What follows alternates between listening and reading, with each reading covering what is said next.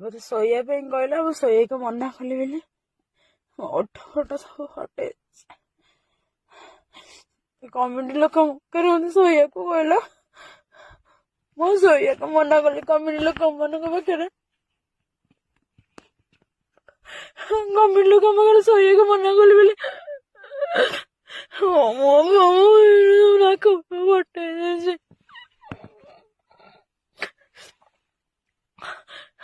ଏଗୁଡା କିଛି ନାହିଁ, ପୁରା ଭୁଲ କି କିଛି ନାହିଁ। ମୁଁ ଶୋଇବାକୁ ମନା କଲି 20,000 ଟଙ୍କାରେ ବୋଲି। ଦିଦି ଏମିତି କରୁଛି। ଆଖି ଆଉ କିଛି ନାହିଁ ଦିଦି, ଆଖି ପୁରା ଲାଲ ପଡେ, ଆଉ କିଛି ନାହିଁ, ଆଉ ଠୋଟ ଆଉ କିଛି ନାହିଁ।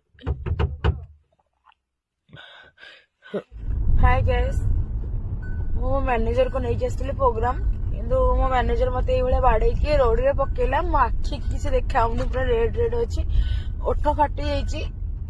କିଛିଟା ମିସ୍ଅଣ୍ଡରଷ୍ଟାଣ୍ଡିଂ ପାଇଁ ମୁଁ କାଲି ପ୍ରୋଗ୍ରାମ ଯାଇପାରୁନି। ମୋର ଭଦ୍ରକ ଥିଲା ପ୍ରୋଗ୍ରାମ ଜଗସିଂହ ଅପେରାରେ।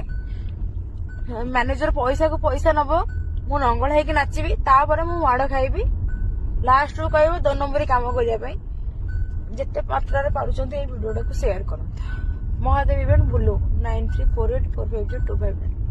ମତେ ଶୋଇବା ପାଇଁ କହିଲା, ମୁଁ ଶୋଇବାକୁ ମନା କଲି ବୋଲି ଓଠ ଫୋଟ ସବୁ ହଟେ। କମିଟି ଲୋକ ମୁଖରେ ମତେ ଶୋଇବାକୁ କହିଲା, ମୁଁ ଶୋଇବାକୁ ମନା କଲି କମିଟି ଲୋକ ମାନଙ୍କ ପାଖରେ। କମିଟି ଲୋକ ପାଖରେ ଶୋଇବାକୁ ମନା କଲି ବୋଲି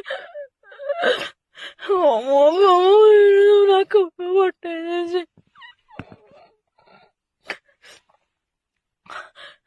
ଏଗୁଡା କିଛି ନାହିଁ, ପୁରା ଭୁଲ କି କିଛି ନାହିଁ। ମୁଁ ଶୋଇବାକୁ ମନା କଲି 20,000 ଟଙ୍କାରେ ବୋଲି। ଦିଦି ଏମିତି କରୁଛି। ଆଖି ଆଉ କିଛି ନାହିଁ ଦିଦି, ଆଖି ପୁରା ଲାଲ ପଡେ, ଆଉ କିଛି ନାହିଁ, ଆଉ ଠୋଟ ଆଉ କିଛି ନାହିଁ।